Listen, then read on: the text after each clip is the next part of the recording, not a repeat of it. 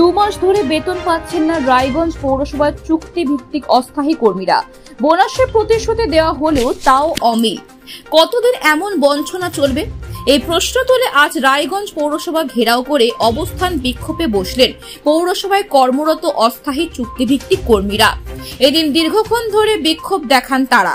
অস্থায়ী চুক্তিভিত্তিক কর্মীদের পক্ষে টিসিএস দীপঙ্কর ব্যানার্জি জানিয়েছেন, বর্তমানে বাজারে জিনিসপত্রের দাম ঊর্ধ্বমুখী। এই পরিস্থিতিতে 2 মাস ধরে তাদের বেতন বন্ধ রয়েছে। আগেও একই রকম সমস্যা হয়েছিল, তখন আলোচনার মধ্য দিয়ে মিটিয়ে নেওয়া হয়েছিল, কিন্তু ওখানেই সার। সমস্যা স্থায়ী কোনো সমাধান হয়নি। বোনাসের বিষয়ে আমরা গিয়েছিলাম পৌর কর্তৃপক্ষের কাছে, বলা হয়েছিল হাফ বোনাস দেয়া হবে, তাও এখনো মেলেনি। তাই এদিন তারা অবস্থান বিক্ষোভে বসেছেন। তারা বলেছেন, অস্থায়ী চুক্তিভিত্তিক কর্মীরা হলো পৌরসভার ভিত। সেই ভিতকে বঞ্চনা করে কখনোই সফলতা আসে না। আমার নাম দীপঙ্কর ব্যানার্জি, আমি টিসিএস হিসাবে কাজ করছি এখানে। আমাদের ধর্নায় বসার কারণ কিছুই না, আমরা কাজ করছি, কিন্তু দীর্ঘ 2 মাস হলো বেতনটা পাচ্ছি না। এর আগেও সমস্যা দেখা দিয়েছিল, সে সময় আলোচনার মাধ্যমে মিটিয়েও নেওয়া হয়েছিল, কিন্তু সার্বিকভাবে মিটিয়ে হয়নি। কারণ আপনারা জানেন, আপনারা কভারেজ করেছিলেন এর আগে, কিছুদিন আগে যে আন্দোলন হয়েছিল, তারপরে বোনাসটার ব্যাপারে আমরা গিয়েছিলাম। উনি বলেছিল এর আগের বছরে বোনাসের ক্ষেত্রে হাফ দিয়েছিল, বলে হাফ দেবো, কিন্তু ওই বোনাস আর হাফ দেয়নি। কিছুদিন আগে দেখা গেল ঈদের সময় 2,500 টাকা করে আমাদের ভাইদের, মুসলিম ভাইদের, সংখ্যালঘু ভাইদের 2,500 টাকা করে অ্যাকাউন্টে ঢুকে দিয়েছে, যেখানে এই বছর ওনাদের 6,000 টাকা আমাদের দেওয়ার কথা ছিল। তো যাই হোক, সমস্যা হতেই পারে, সেটা আমরা বলছি না। আমরা পৌর পরিবারের সদস্য, আমরা চাই এই পৌর পরিবার নাম উজ্জ্বল করুক। আমরা কাজ করছি, কিন্তু খালি পেটে কতক্ষণ কাজ করা যায় আপনারাই বলুন। সেই জায়গায় দাঁড়িয়ে আজকে আমরা এখানে বাধ্য হলাম একটু বসতে, যে অন্তপক্ষে অথরিটি আমাদেরটা একটু ভেবে দেখুক, কারণ এভাবে আর চলতে পারে না। সুস্থ পরিষেবা দিতে গেলে কর্মচারীদের সুস্থ রাখাও তাদের কর্তব্য আমি মনে করি।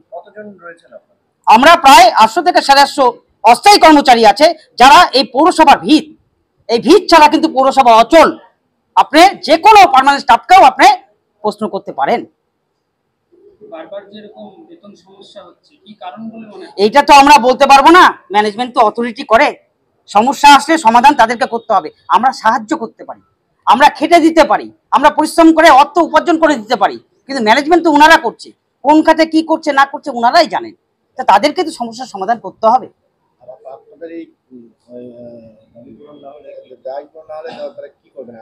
হ্যাঁ, সেটা আমরা আলোচনা করি। এখানে সার্বিকভাবে সব কর্মচারী আছে, ঠিক আছে। পেটের জন্য আমরা লড়ছি, এখানে কোনো রাজনৈতিক কোনো রঙারঙের কোনো ব্যাপার নেই, ঠিক আছে। আমরা বসবো, আমরা দেখি যা হবে সুস্থভাবে বিবেচনা করে, কারণ এটা আমাদের পরিবার। কিন্তু একটা সময় একটা জিনিস মাথায় রাখতে হবে, ছাই দিয়ে কিন্তু আগুনকে চাপা দেওয়া যায় না।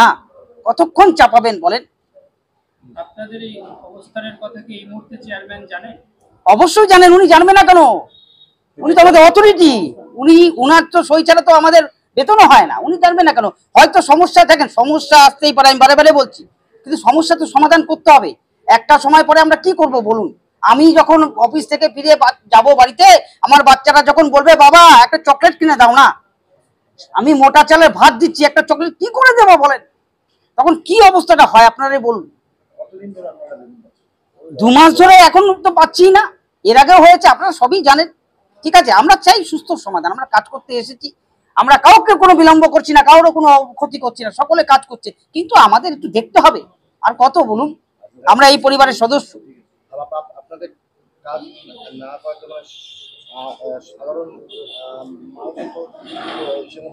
হ্যাঁ, অবশ্যই। আমরা অবশ্যই আজকে আমাদের যখন এই যে আমাদের যারা কর্মচারী ভাইরা আছে, যে সকাল থেকে যারা পরিশ্রম করে বাড়ি বাড়ি ময়লা টানে, আজকে যদি কালকের থেকে যদি উনি ময়লা না টানতে যায়, তাহলে পরিষেবা বন্ধ হয়ে যাবে। তার ড্রাইভারটা কার হবে? এই পৌরসভার। সেটা কি ভালো লাগবে বলুন? এবং কেউ আমরা চাই না, আমরা চাই প্রত্যেককে পরিষেবা দিতে। হ্যাঁ হ্যাঁ, অবশ্যই, তার সাথে আমাদের কোনো দ্বিমত নেই, কিন্তু একটা জিনিস মানতে হবে, এভাবে চলতে চলতে চলতে চলতে কি পর্যায়ে পরিণত হয় সেটা তো সবাই জানি। আমরা চাই না, আমরা চাই পৌর পরিষেবা সুস্থ থাক, আমরা চাই অথরিটি সুস্থ থাক, আমরা চাই এই পৌরসভা নাম উজ্জ্বল করুক, আমরা সাথে আছি, সাথে ছিলাম। দেখুন, আমাদের মনোবাঞ্ছা যদি খারাপ হতো তাহলে ভোটের আগে কিন্তু আমরা বসতে পারতাম, কিন্তু আমাদের কিন্তু মনোবাঞ্ছা কোনো রাজনৈতিক কোনো কিছু খারাপ নেই, কিন্তু আমরা কিন্তু খুব ব্যথিত, খুব দুঃখিত আজকে এই পর্যায়ে আমাদের আসতে হচ্ছে। আমরা কাজ করতে আসছি।